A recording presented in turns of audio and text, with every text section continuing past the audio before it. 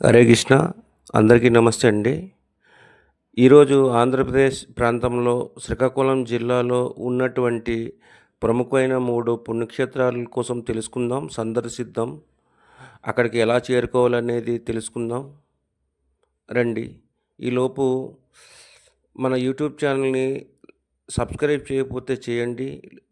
అలాగే ప్రతి వీడియోని లైక్ చేయండి, కామెంట్ చేయండి. మీరు చేసే ఈ లైక్, కామెంటు నాకు మరెన్నో వీడియోలు చేయడానికి శక్తినిస్తుందండి. హరే కృష్ణ. 1 అరసవల్లి, 2 శ్రీకూర్మం, 3 శ్రీముఖలింగం. ఇవి సందర్శించేటప్పుడు మనం ఎక్కడి నుంచి వెళ్ళాలి, ఎలా వెళ్ళాలి అనేది తెలుసుకుందాం. మనము అక్కడికి చేరుకోవడానికి ప్రతిదీ ట్రైన్ మార్గం, బస్ మార్గం ఉందండి.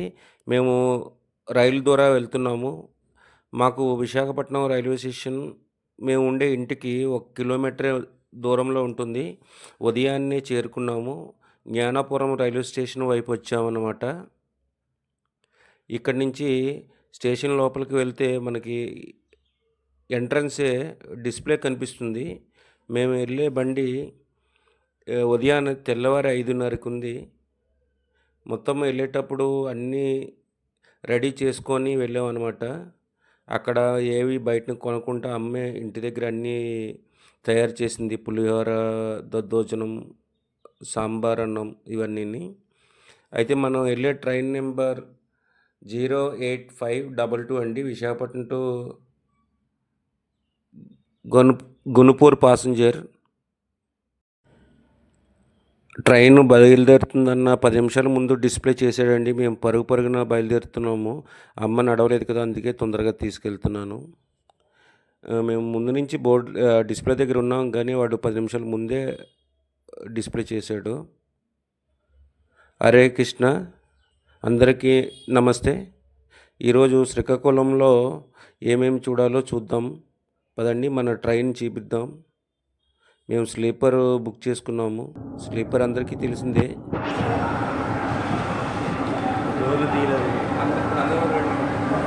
మన దేవాలయం ఛానల్కి, యూట్యూబ్ ఛానల్కి స్వాగతం. ఈరోజు కొత్తగా శ్రీకాకుళంలో ఉన్న ప్రముఖమైన దేవాలయాలు ఏవైతే ఉన్నాయో అవి ఎక్స్ప్లోర్ చేయబోతున్నాము. ముఖ్యంగా శ్రీముఖలింగము, అరసవల్లి, శ్రీకూర్మం. రండి.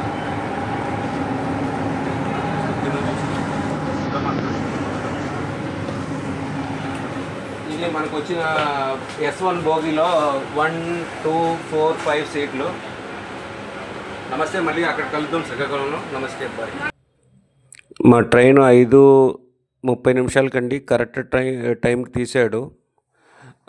ట్రైన్లు చాలామంది ట్రైన్లో జర్నీ చేసే వాళ్ళకి తెలుస్తుంది. ట్రైను 8 గంటలు, 9 గంటలు డిలే అయిపోతుంటుంది. మనకి ట్రైన్ ఇన్ టైంలో తీసాడంటే సంతోషపడాల్సిన విషయమే. అయితే మిగతా విషయాలన్నీ కూడా అక్కడికి వెళ్ళి మాట్లాడుకుందాం.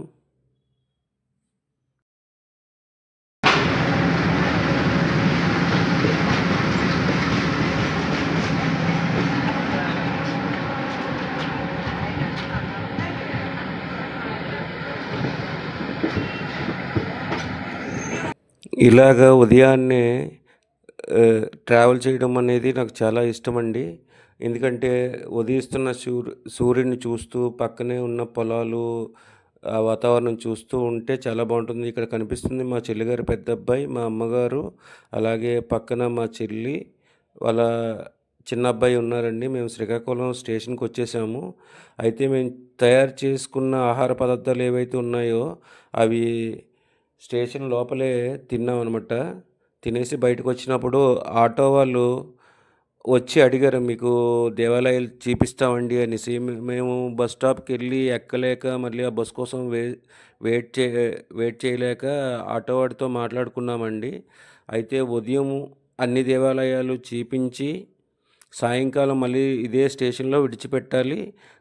ముఖ్యంగా గాబరా పెట్టకూడదు. ఏ గుడికి వెళ్ళినా లేట్ అయిపోతుందని మాకు సాయంకాలం 5 గంటల లోపు ఇక్కడ విడిచిపెడితే సరిపోతుందని చెప్పి మేము శ్రీ సూర్యభగవాన్ దగ్గరికెళ్ళామండి. ఆ రోజు ఆదివారం కావడం వల్ల ఆటో ఆయన ఏం చెప్పాడంటే, "సార్ మీరు మళ్ళీ శ్రీముఖలం ఎళ్ళొచ్చేటప్పటికి ఇక్కడ లేట్ అయిపోతుంది. మీరు ట్రైన్‌కి అందరూ ముందు ఆదివారం కాబట్టి సూర్యభగవాన్ దర్శనం చేసుకోండి" అని చెప్పారు. సరే అయితే ఆయన చెప్తున్నాడు అంతా మన మంచికే అని చెప్పేసి మేము సూర్యభగవాన్ దర్శనం చేసుకున్నాము. చాలా ఆయనన్నట్టే చాలా రద్దీ ఉంది. అందువల్ల మేము వీడియోలేమి షూట్ చేయలేదు. దర్శనం అయిపోయిన తర్వాత ఈ ఫోటోవు, చిన్న వీడియో క్లిప్పింగు ఈ 2 మాత్రమే తీసామండి. మేము శ్రీకూర్మం వచ్చామండి. కూర్మనాథ స్వామి మందిరానికి. ఈ దేవాలయం చాలా పురాతనమైన దేవాలయం. 11వ శతాబ్దం నాటి దేవాలయం. అప్పట్లో దీన్ని కూర్మనాథ స్వామిగా పూజలు చేసేవారు. రాను రాను ఏమైందంటే శివాలయం కింద పూజలు చేస్తూ ఉండేవారు. అటు సైడు పర్యటన చేస్తూ వచ్చిన శ్రీ రామానుజుల వారు, ఇదేమిటి ఇది కూర్మనాథ స్వామి కదా!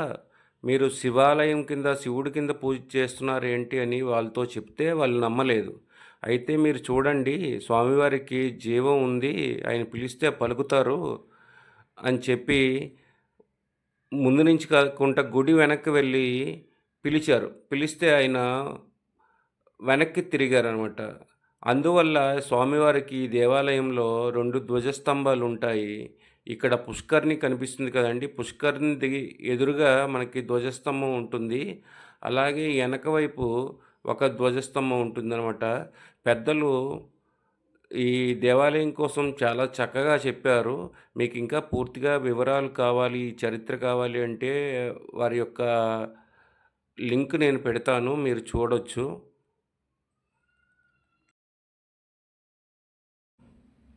మనం గమనించినట్టయితే దశావతారాల్లో అన్ని అవతారాలకి అన్ని చోట్ల దేవాలయాలు ఉన్నాయి గానీ, కూర్మనాథ స్వామి వారి దేవాలయం ఇక్కడ మాత్రమే ఉన్నది.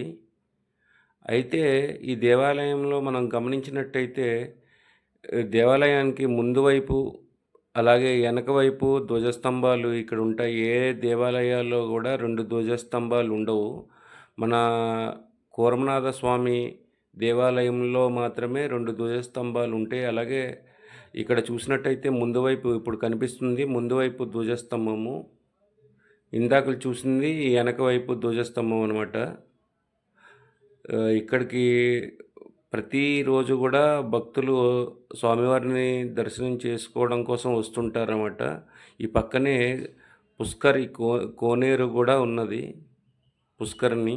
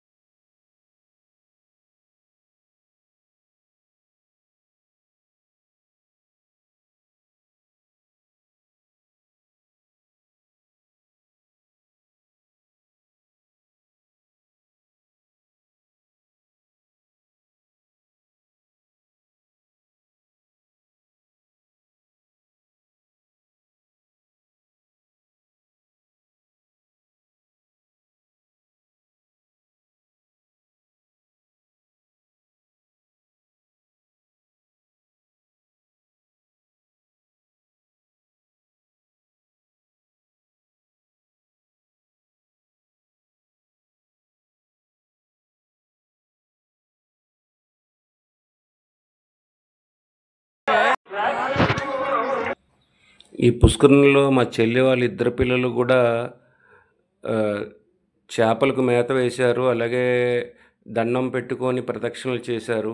ఎందుకంటే మనం ఎక్కడ ఏ దేవాలయాలకి వెళ్ళినా ప్రముఖ దేవాలయాలకి అక్కడ పుష్కరిణి లేదో నది ఉందంటే ఆ దర్శనం చేసుకోవడం, నదీ తల్లికి దండం పెట్టుకోవడం మన సాంప్రదాయము, ఆనవాయితీ. దానికి కూడా ఒక చరిత్ర ఉంది. ఇద్దరు కూడా కాళ్ళు చేతులు కడుక్కొని తల మీద నీళ్ళు చల్లుకున్నారు. తర్వాత దర్శనానికి వస్తున్నారనమాట.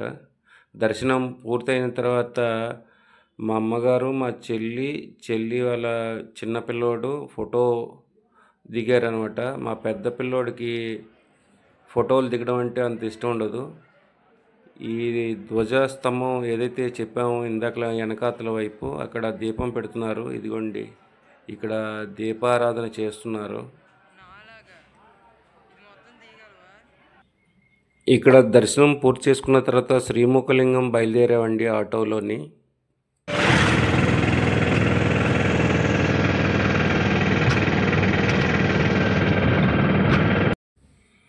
చాలా బాగుందండి ఆటోలో వెళ్ళడం. పక్కన చుట్టూ పచ్చటి పొలాలు, పక్కనే రోడ్డు మీద ధాన్యం ఆరబోసారు. చూడడానికి చాలా చక్కగా ఉంది. అది కూడా మాకు వెళ్ళేటప్పుడు ఏంటంటే ఆటో ఆయన అరసవల్లి దర్శనం అయిపోయిన తర్వాత దగ్గర దారి అని చెప్పి పొలాల లోపల నుంచి తీసుకెళ్ళాడు. అది ఇంకా చాలా బాగుంది. మేము ఎంజాయ్ చేసాము. మా చెల్లి వాళ్ళ పిల్లలు అందరూ కూడా ఎంజాయ్ చేసాం. తర్వాత రోడ్డు మీదకి వచ్చి ఈ దారింట తీసుకెళ్తున్నారు ఆయన.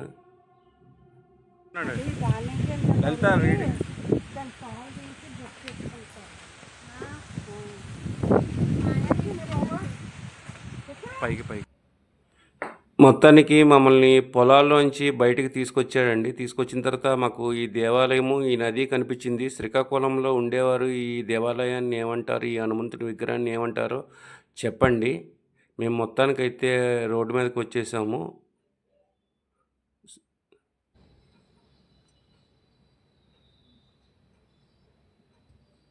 మమ్మల్ని మొత్తానికి ఆటో ఆయన చక్కగా 1:00-1:30కి శ్రీముఖలింగం తీసుకొచ్చాడండి. స్వామివారి దగ్గరికి వచ్చేటప్పటికి మధ్యాహ్నం 1:00-1:30 అయ్యింది. స్వామివారి మందిరం లోపలికి వెళ్ళి దర్శనం చేసుకున్నాం. అయితే చాగంటి కోటేశ్వరరావు గారు చెప్పారు కదండి, శివలింగం మీద గీతలు ఉంటే అది చాలా పుణ్యం అని చెప్పారు. అది మీ అందరూ చూసే ఉంటారు, వినే ఉంటారు. అయితే ఇందులోని కూడా శ్రీముఖలింగం ఈ గుడిలోని కూడా కుడి లోపల ఒకటి ఉంది, బయటన ఒకటి ఉంది. ఈ కట్టడం కూడా ఏంటంటే మన పూరి భువనేశ్వర్ మందిరాలు ఏ విధంగా అయితే ఉంటాయో అదే విధంగా ఉంటుందన్నమాట. ఎక్కడ కూడా ఇలాంటి మందిరాలు మన ఆంధ్రప్రదేశ్లో కనబడవు, ఇక్కడ తప్ప. ఇక్కడ కోటి శివలింగాలకి ఒక శివలింగం తక్కువ అని చెప్తుంటారు పెద్దలు. ఈ ప్రతి గుడిలోని కూడా శివలింగం ఉంటుంది. సేమ్ లింగరాజ మందిరం ఏ విధంగా ఉంటుందో అదే విధంగా ఉంటుందన్నమాట. శ్రీ చాగంటి కోటేశ్వరరావు గారు చెప్పారు కదండి, ఎన్నో జన్మలు పుణ్యం చేసుకుంటే అలాంటి బ్రహ్మసూత్రం ఉన్న శివలింగం దర్శనం చేసుకుంటాము. ఇలాంటి శివలింగం దర్శనం చేసుకొని పూజ చేసుకుంటే ఎన్నో కోట్ల రెట్ల ఫలితం వస్తుంది, అన్ని శివలింగాలు దర్శించుకున్నట్టు అని చెప్పారు కదండి. ఇక్కడే 2 ఉండడం విశేషం, లోపల ఒకటి బయటన ఒకటి. ఈ గుడి వెనకాల భాగం కనిపిస్తుంది కదండి, ఈ వెనక్కి వెళ్ళిపోతే వంశధార నది వస్తుందన్నమాట. వంశధార నది మనం చూస్తున్నది బ్రహ్మసూత్ర శివలింగం అండి. ఇది శ్రీముఖలింగం గుడి బయటన ఉంటుంది, అలాగే గుడి లోపల ఒకటి ఉంటుంది. మనం ఎంతో అదృష్టం చేసుకుంటే ఈ బ్రహ్మసూత్ర శివలింగాలు దర్శనం అవుతుంది. ఇది నేను చెప్పింది కాదు, సాక్షాత్తు మహానుభావులైనటువంటి శ్రీ చాగంటి కోటేశ్వరరావు గారు చెప్పారు. ఆయన మాటల్లోనే వినండి ఒకసారి. అలా గీత ఎందుకు ఉంటుందో తెలుసా ఎవరికైనా? అలా గీత ఉంటే దాన్ని బ్రహ్మసూత్రము అని పిలుస్తారు. తప్పకుండా మీరు మీ ద్రవ్యాన్నో, మీ బలాన్నో, మీ సంపత్తినో, మీ పాటనో, మీ పద్యాన్నో, మీ కష్టాన్నో అక్కడ వినియోగించాలి.